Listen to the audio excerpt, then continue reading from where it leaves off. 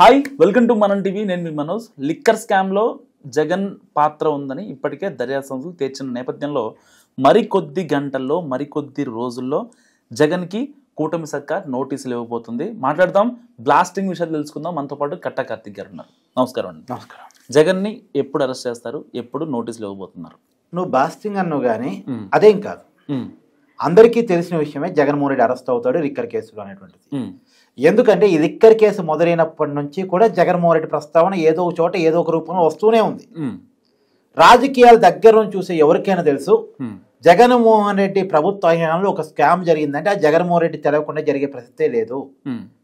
ఈ liquor policy రూపొందించడం కావచ్చు, లేదా ముడుపులు ఇచ్చే కంపెనీలకు ఆర్డర్ ఇవ్వటం కావచ్చు, ఇవన్నీ కూడా ఆ ముడుపుల్ని చేతులు మార్చడం కావచ్చు, ఇన్వెస్ట్ చేయడం కావచ్చు, ఇవన్నీ జగన్మోహన్ రెడ్డి గారి కనుసన్నల్లోనే జరిగి ఉంటాయి అనేది రాజకీయాల దగ్గర నుంచి చూసి ఎవరికైనా తెలుసు.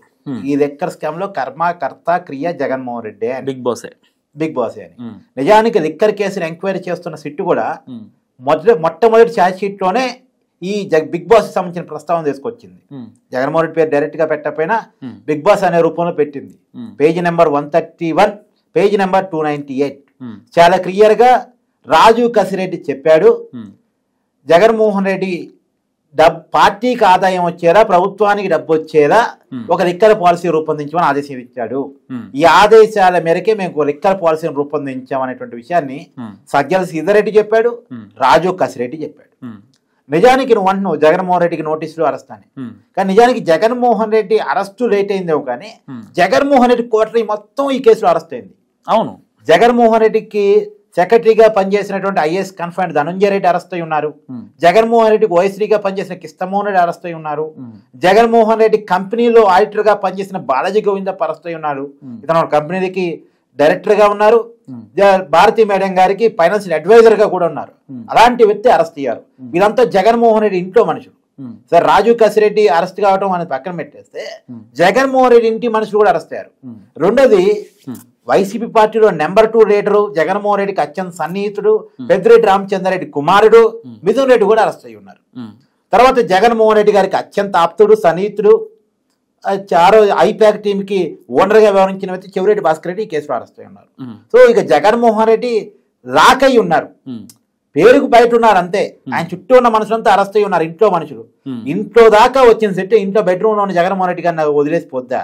ఖచ్చితంగా జగన్మోహన్ రెడ్డి అరెస్ట్ అవుతాడన్న విషయం ఈ కేసును చూస్తున్న ఎవరికైనా అర్థమయ్యే విషయమే. రెండోది, అసలు జగన్మోహన్ రెడ్డికి తెలియకుండా స్కామ్ జరిగితే ఎట్ట అనుకుంటారు, ఎవరు అనుకోగలరు? చాలా క్లియర్ గా సిటీ చెప్తుంది, జగన్మోహన్ రెడ్డి గారు ఆదేశాలతోనే అంతా జరిగింది, అంతిమ లబ్ధిదారు జగన్మోహన్ రెడ్డి. ఈ విషయాన్ని చాలా క్లియర్ గా ఎస్టాబ్లిష్ చేసింది, ప్రజలకు చెప్పింది. జగన్మోహన్ రెడ్డి గారు ప్రమాణ స్వీకారం చేసిన ఒక 3 నెలల్లో కొత్త మద్యం పాలసీ వచ్చింది. అంటే నవంబర్ నెలలోనే ఆ రోజు కొత్త మద్యం పాలసీ తయారు చేశారు. డిసెంబర్లో కొత్త డెస్టినరీస్ పెట్టారు. ఆ డెస్టినరీస్కి ఆర్డర్స్ వచ్చేటట్టు చూశారు. నిజానికి పుట్టినరోజే అన్న ఎవరైనా పిలగాలి పెడతారా? కానీ జగన్మోహన్ రెడ్డి ప్రభుత్వంలో డిసెంబర్లో అదాని డెస్టినరీస్ వచ్చింది, నవంబర్లో కొత్త మద్యం పాలసీ వస్తే డిసెంబర్లో అదాని డెస్టినరీస్ వచ్చింది. అదాని డెస్టినరీస్ అసలు మద్యం తయారు చేయగలిగిద్దా లేదా, ఏ బ్రాండ్ తయారు చేస్తా అనేది కూడా తెలియకుండానే, అదాని సప్లై కెపాసిటీ ఉందా లేదా తెలియకుండానే ఆర్డర్స్ పోయాయి. అంటేనే స్కామ్ అక్కడే స్టార్ట్ అయిపోయిందని అర్థం చేసుకోవాలి కదా మనం. ఇంకొక విషయం ఏంటంటే, జగన్మోహన్ రెడ్డి గారు అధికారంలోకి వచ్చిన తర్వాత ప్రైవేట్ చేతుల్లో ఉన్నటువంటి మద్యం దుకాణాలన్నీ ప్రభుత్వం చేతుల్లో తీసుకోబడ్డాయి.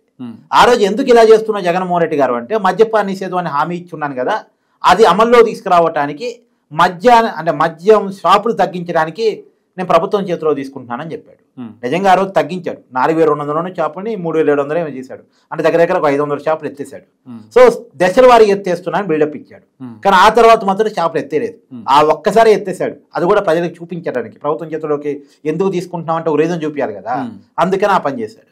తర్వాత రేట్లు అమాంతం పెంచేశాడు. ఎందుకు పెంచుతున్నావు జగన్మోహన్ రెడ్డి గారు అన్నావు అనుకో, మళ్ళీ ఇదే తీరి. ఇప్పుడు మద్యం తాగేవాళ్ళ సంఖ్య తగ్గించాలంటే ఏం చేయాలి? రేట్లు పెంచాలి.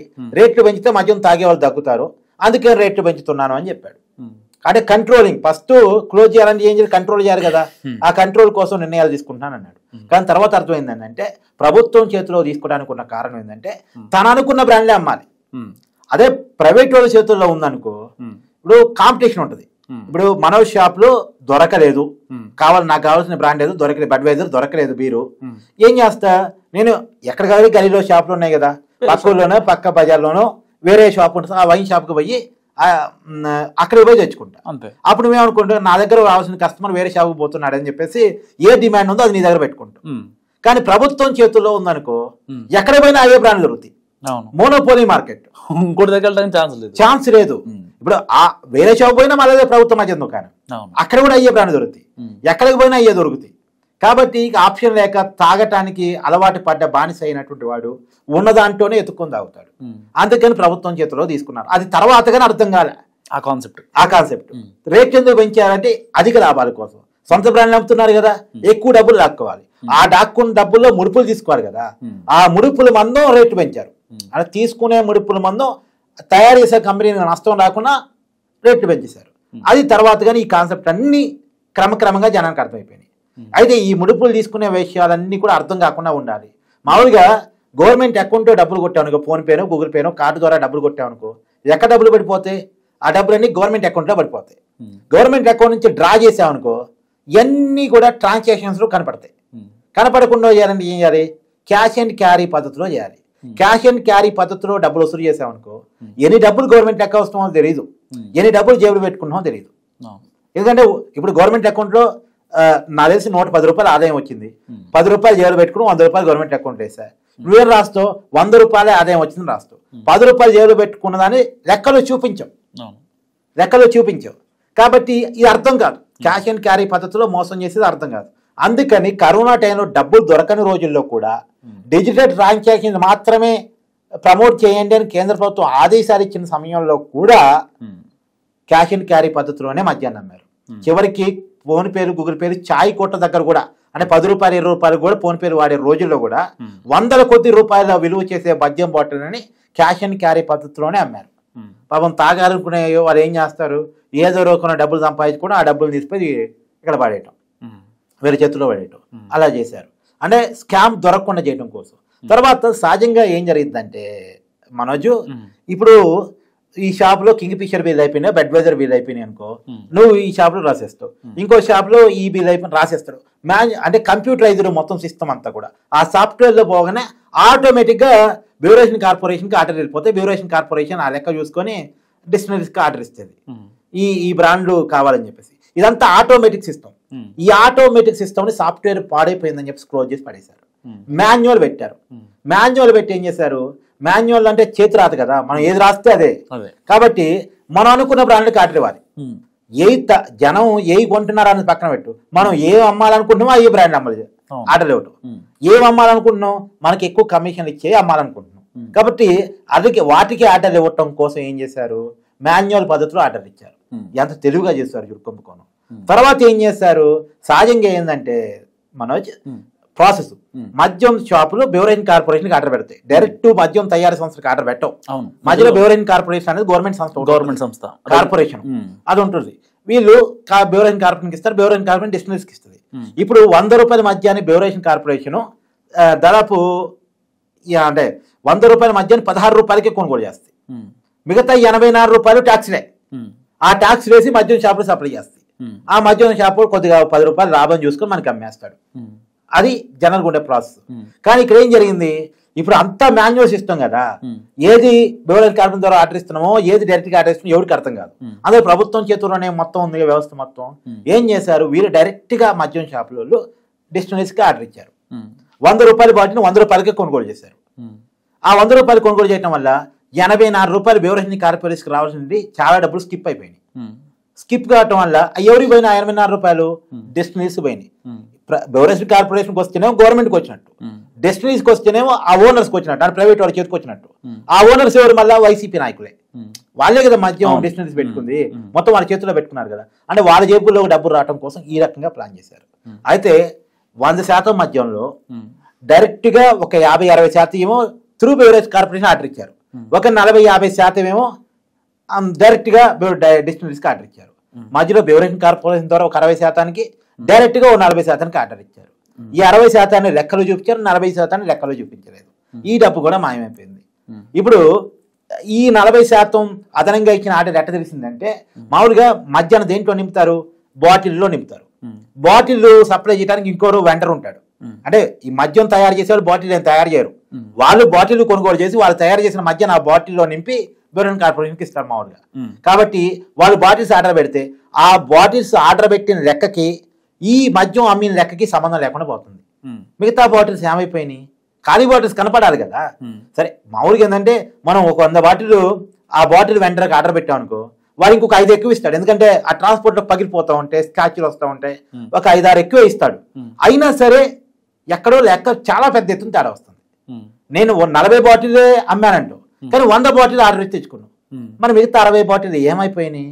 ఈ అన్ని కూడా లెక్కల్లో చూపించుకొని అమ్మేశారు. ఈ దొంగతనం ఇలా బయటపడింది. అయితే ఇదంతా ఆధారాలు కనిపెట్టడం కష్టం. కానీ ఇప్పటి వరకు కేవలం ముడుపుల అంశాన్ని కనిపెట్టేశారు. ముడుపుల అంశాన్ని కనిపెట్టారు. కానీ ఇందాక నేను చెప్పాను కదా, ఈ బాటిల్ దొంగతనంగా అమ్మిన విషయం, బెవరేజ్ కార్పొరేషన్ తెరవకుండా అమ్మినటువంటి విషయం కనిపెట్టలేదు. ఇప్పుడు ఎగ్జాంపుల్ 1,00,000 కోట్ల మద్యాన్ని అమ్మారబ్బా, అమ్మిన దాంట్లో ప్రతి 100 రూపాయలకి 84 రూపాయలు మిస్సింగ్. లెక్క ఎంత మిస్ అయిందో దగ్గర దగ్గర నేనంటూ 1000 రూపాయలకి 840 రూపాయలు, 1,00,000 రూపాయలకి 84,000, కోటి రూపాయలకి 84 లక్షలు, 100 కోట్లకి 84 లక్షలు. ఇట్లకే దాదాపు 40,000 కోట్ల రూపాయలు స్కామ్ ఇక్కడ కనపడతా ఉంటుంది. 44,000 కోట్ల రూపాయల స్కామ్ ఇక్కడ కనపడతా ఉంటుంది. సరే అంత కాదనుకున్నా ఇంకా సగం వేసుకో, 20,000 కోట్ల స్కామ్ నీకు కనపడతా ఉంటుంది. అంటే దీంట్లో ఇంత అడ్డగోలుగా దోస్తారు. కాకపోతే ఇంత స్కామ్ బయటికి రావట్లే. కేవలం 3,500 కోట్ల స్కామ్ ఒకటి బయటకు వస్తుంది. అది కూడా ముడుపు రూపంలో తీసుకున్న స్కామ్ ఒకటి బయటకు వస్తుంది. సరే అదన్నా ప్రాపర్గా నిరూపిస్తారా లేదా చూడాలి. కానీ ఇప్పటికైతే సిట్ చాలా సీరియస్గా ఉంది, చాలా కీలకమైన ఆధారాలను సంపాదించింది. ఇప్పటికే దాదాపు ఒక 500 కోట్లు అటాచ్కి సిద్ధపడినట్టు తెలుస్తూ ఉంది. 11 కోట్ల రూపాయలు హైదరాబాద్లో దాచిన డబ్బును ఫిజికల్గా పట్టుకుంది. దాన్ని కూడా మనకు చూపించింది. ఎక్కడైతే దొరికిందో ఆ ఫామ్ హౌస్ ఓనర్స్ కూడా ఒక డిక్షనరీ ఉంది. ఆ డిక్షనరీ పేరు యూవి, అంటే ఉపేందర్ రెడ్డి, విజయేందర్ రెడ్డి, వాళ్ళ పేరుతోనే డిక్షనరీ పెట్టుకున్నారు. ఆ డిక్షనరీ కేవలం కాగితాల మీద మాత్రం ఉంది, ఫిజికల్గా ఎక్కడా లేదు. దానికి ఒక బోర్డు కూడా లేదు. వాళ్ళు తయారు చేయకుండానే వాళ్ళకి ఆటలు పోయినాయి. 100 కోట్ల రూపాయలు వాడి చేతులు వారిని, దాంట్లో ఈ 11 కోట్ల లేదా అని తేలాల్సి ఉంది.